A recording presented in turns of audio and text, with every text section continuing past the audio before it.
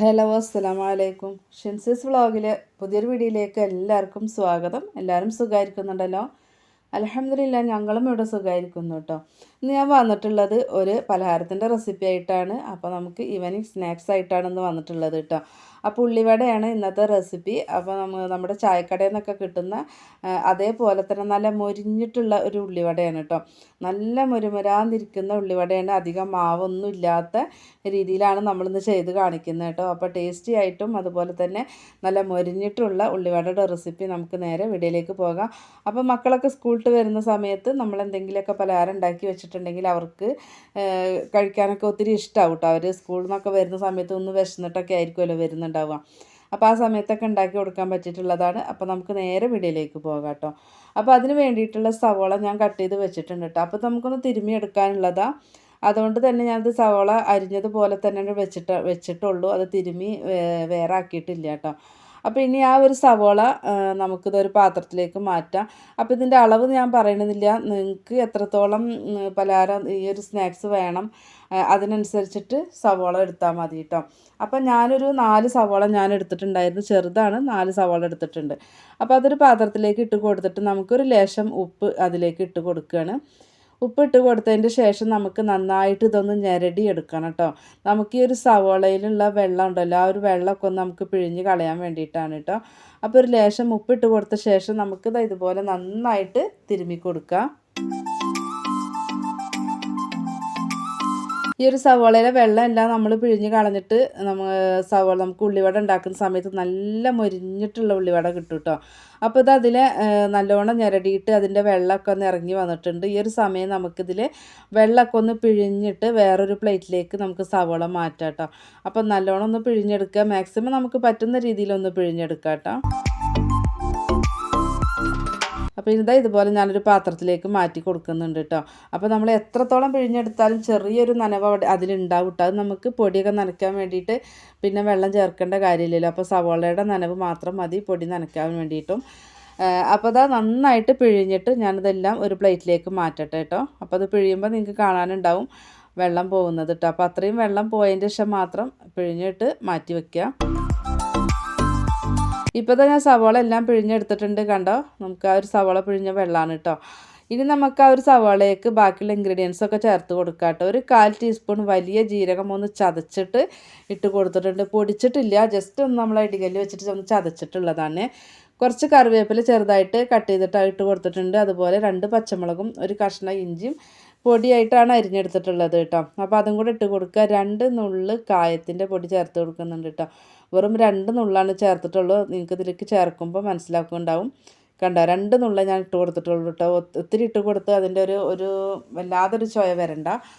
അപ്പോൾ ഇതിലേക്ക് നമുക്ക് പൊടി ചേർത്ത് കൊടുക്കണം. അപ്പം ഞാൻ മൈദ മാത്രമാണ് ചേർത്ത് കൊടുക്കുന്നത് കേട്ടോ. പകരം നിങ്ങൾക്ക് 2 ടേബിൾ സ്പൂൺ മൈദയും 2 ടേബിൾ സ്പൂൺ കടലമാവും ചേർത്ത് കൊടുക്കുക കേട്ടോ.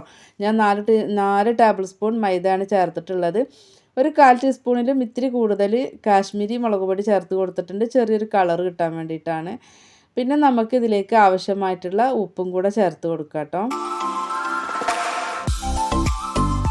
ഉപ്പും ചേർത്ത് കൊടുത്തിട്ട് നമുക്കിനി നന്നായിട്ട് ഇത് കുഴച്ചെടുക്കാം കേട്ടോ. അപ്പോൾ ആ ഒരു സവോളയിലുള്ള വെള്ളത്തിൻ്റെ ആ ഒരു നനവ് ഉണ്ടാവുമല്ലോ, ആ ഒരു നനവ് മാത്രം മതി, വേറെ വെള്ളം ചേർത്ത് കൊടുക്കരുത് കേട്ടോ. പിന്നെ നിങ്ങളിങ്ങനെ കുഴച്ച് കൊടുക്കുമ്പോൾ ഇപ്പം ഞാൻ 4 ടേബിൾ സ്പൂണാണ് ചേർത്തിട്ടുള്ളത്. നിങ്ങൾ സവോള എടുത്ത് പിഴിഞ്ഞ് അത് നനച്ചെടുക്കുന്ന സമയത്ത് നിങ്ങൾക്ക് ഒത്തിരിയും കൂടെ പൊടിയുടെ ആവശ്യം വരികയാണ്. നിങ്ങളെടുത്ത സവോളക്കൊക്കെ ഒത്തിരിയും കൂടെ പൊടിയുടെ ആവശ്യം ഉണ്ടെങ്കിൽ അപ്പോൾ കുറച്ചും കൂടെ പൊടി ഇട്ട് കൊടുത്താൽ മതി കേട്ടോ. കടലമാവ് ഉണ്ടെങ്കിൽ അതും കൂടെ മിക്സ് ചെയ്തിട്ട് ഇട്ടാൽ മതി. അപ്പോൾ ഇനി നമുക്കിതാ ഇങ്ങനെ കുഴച്ചെടുത്തിട്ട് ഇതുപോലെ ഒന്ന് പിടിക്കാൻ വേണ്ടിയിട്ട് കിട്ടണം. ആ രീതിക്കാണ് കുഴക്കേണ്ടത്. ഒത്തിരി പൊടി ഇട്ട് കൊടുക്കണ്ട കേട്ടോ. നമുക്ക് ആ സവോള ഒന്ന് പിടിക്കാനുള്ളൊരു പാകം, അതിന് വേണ്ടിയിട്ടുള്ള പൊടി മാത്രമേ ഇട്ട് കൊടുക്കാവുള്ളൂ കേട്ടോ. അപ്പോൾ ഓയിൽ വെച്ച് കൊടുത്തിട്ടുണ്ട്, ഓയിൽ ചൂടായിട്ടുണ്ട്. അപ്പോൾ ഇനി നമുക്ക് ഓരോന്നും എടുത്തിട്ട് ഇട്ട് കൊടുക്കാം. അപ്പോൾ ഇതുപോലെ ഞാൻ ഒന്ന് ഷേപ്പാക്കി എടുക്കുന്നുണ്ട് കേട്ടോ. അങ്ങനെ വേണം നിർബന്ധമില്ല. അപ്പോൾ ഞാൻ വീഡിയോ എടുക്കാൻ വേണ്ടിയിട്ട് നമ്മൾ ഫോട്ടോ വീഡിയോ ഒക്കെ എടുക്കാനുള്ളതല്ല. അപ്പോൾ അതുകൊണ്ട് ഞാനൊന്ന് ഷേപ്പാക്കിയിട്ട് ഇട്ട് കൊടുക്കുന്നതെന്നുള്ളൂ. ഇങ്ങനെ ഒന്നും ചെയ്യേണ്ട കാര്യമില്ല. കൈ വെച്ചിട്ട് നുള്ളി എടുക്കുക, എന്നിട്ട് കയ്യിൽ വെച്ചിട്ട് തന്നെ ഒന്ന് ഉരുട്ടിയിട്ട് ആ വിരൽ വെച്ചിട്ട് തന്നെ ജസ്റ്റ് ഒന്ന് അമർത്തി ഒന്നുകൊണ്ട് പ്രസ് ചെയ്തിട്ട് കൊടുത്താൽ മതി. അതല്ലാന്നുണ്ടെങ്കിൽ വെറുതെ നുള്ളിയിട്ട് നമ്മൾ നുള്ളി എണ്ണയൊക്കെ ഇട്ട് കൊടുക്കുമല്ലോ, അതുപോലെ ചെയ്താലും മതി കേട്ടോ.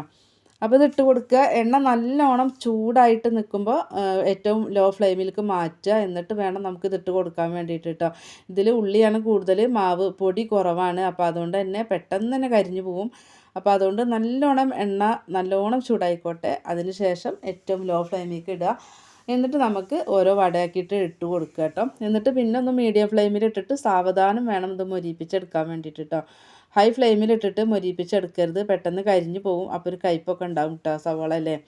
അപ്പോൾ ഒരു മീഡിയം ഫ്ലെയിമിലിട്ടിട്ട് നമുക്ക് ഒന്ന് ഫ്രൈ ചെയ്തെടുക്കാം. അപ്പോൾ നമ്മൾ ആദ്യം ഇട്ട് കൊടുത്തത് ആയിട്ടുണ്ട് കേട്ടോ. അപ്പോൾ ഇനി അതൊന്ന് കോരി മാറ്റാണ്. എല്ലാം കൂടി ഒരുമിച്ചാവട്ടെ എന്ന് വിചാരിച്ചിട്ട് വെയിറ്റ് ചെയ്യരുത്. അങ്ങനെ മൊരിഞ്ഞതുണ്ടെങ്കിൽ അപ്പോൾ അതെടുത്ത് മാറ്റണം.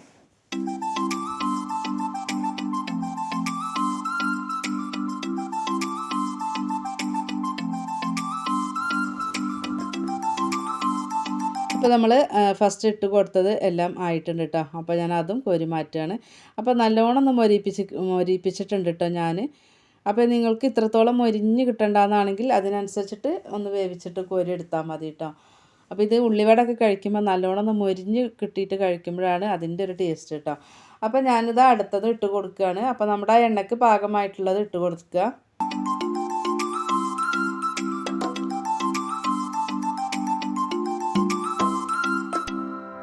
അതും ആയിട്ടുണ്ട് കേട്ടോ. അപ്പം ഞാൻ ബാക്കിയുള്ളതും കൂടെ ഒന്ന് ഫ്രൈ ചെയ്തിട്ട് കാണിക്കാം കേട്ടോ.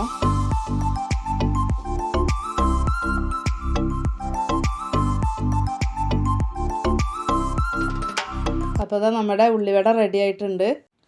അപ്പോൾ തട്ടുകടയിൽ നിന്നൊക്കെ കിട്ടുന്ന രീതിയിലുള്ള നല്ല മൊരിഞ്ഞിട്ടുള്ള അടിപൊളിയായിട്ടുള്ള ഉള്ളിവട. അപ്പോൾ എല്ലാവരും ട്രൈ ചെയ്ത് നോക്കാം കേട്ടോ. അപ്പോൾ ഈ രീതിക്ക് ഉള്ളിവട ഉണ്ടാക്കി നോക്കാത്തവരുണ്ടെങ്കിൽ ഒന്ന് ഉണ്ടാക്കി നോക്കുക കേട്ടോ.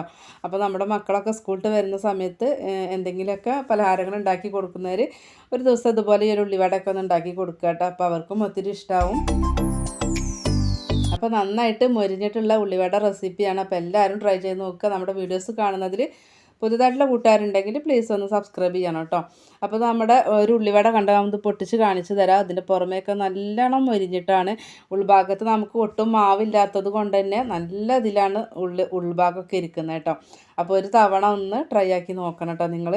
അപ്പോൾ ഇതിൻ്റെ കൂടെ ഞാനൊരു മയണൈസ് ഉണ്ടാക്കിയിട്ടുണ്ടായിരുന്നു. അപ്പോൾ നല്ല ഹെൽത്തി ആയിട്ടുള്ള ഒരു മയണൈസാണ് കേട്ടോ. മക്കൾക്കൊക്കെ എത്ര വേണമെങ്കിലും കൊടുക്കാൻ പറ്റിയിട്ടുള്ള ഹെൽത്തി മയണൈസാണിത്. അപ്പോൾ നമ്മളിതിൽ കോഴിമുട്ടയോ അതുപോലെ തന്നെ ഉരുളക്കിഴങ്ങോ കാഷ്യൂനട്ടോ ഒന്നും ചേർത്തിട്ടില്ല, ഓയിൽ ചേർത്തിട്ടില്ല, അല്ലാതെ ഉണ്ടാക്കി എടുത്തിട്ടുള്ള ഒരു മയണൈസാണ്. അപ്പോൾ ഇതിൻ്റെ വീഡിയോ ഞാൻ ഇട്ടിട്ടുണ്ട്. അപ്പോൾ അതൊന്ന് കയറി കണ്ടു നോക്കി നിങ്ങളൊന്ന് ഉണ്ടാക്കി നോക്കാം കേട്ടോ. അപ്പോൾ ഹെൽത്തി ആയിട്ടുള്ള മയണൈസാണ്. മക്കൾക്ക് നമ്മൾ സാധാരണ ഓയിലും മുട്ടയൊക്കെ ഇട്ടിട്ട് ഓയിലൊക്കെ അധികം ചേർത്തിട്ട് നമ്മൾ മുട്ട പച്ചക്കന്നെ ഒഴിച്ചിട്ട് മയണൈസൊക്കെ ഉണ്ടാക്കി കൊടുക്കുമ്പോൾ മക്കൾ ഒത്തിരി കഴിക്കുമ്പോൾ ബുദ്ധിമുട്ടാണ്. അപ്പോൾ അതുകൊണ്ട് ഇതുപോലെ ഒന്ന് ഉണ്ടാക്കി കൊടുത്ത് നോക്കുക കേട്ടോ. അവർക്ക് ഒത്തിരി ഇഷ്ടാവുകയും ചെയ്യും. നല്ല ക്രീമി ആയിട്ടുള്ള ഒരു മയണൈസാണ് കേട്ടോ. അപ്പോൾ ഈ ഒരു മയണൈസിൻ്റെ വീഡിയോ ഒന്ന് കാണണം കേട്ടോ. അപ്പോൾ ഞാൻ അപ്ലോഡ് ചെയ്തിട്ടുണ്ട്, ഞാൻ താഴെ ഞാൻ കൊടുക്കാം കേട്ടോ. അപ്പോൾ അതും കൂടെ ഒന്ന് കണ്ടു നോക്കുക. എന്നിട്ട് നിങ്ങൾ അതും ഒന്ന് ഉണ്ടാക്കി നോക്കിയിട്ട് അതിൻ്റെ ഒരു ഫീഡ്ബാക്കും കൂടെ തരാം കേട്ടോ. ഇൻഷാ അല്ലാഹ് നമുക്ക് മറ്റൊരു വീഡിയോ ആയിട്ട് വീണ്ടും വരാം. അസ്സലാമു അലൈക്കും.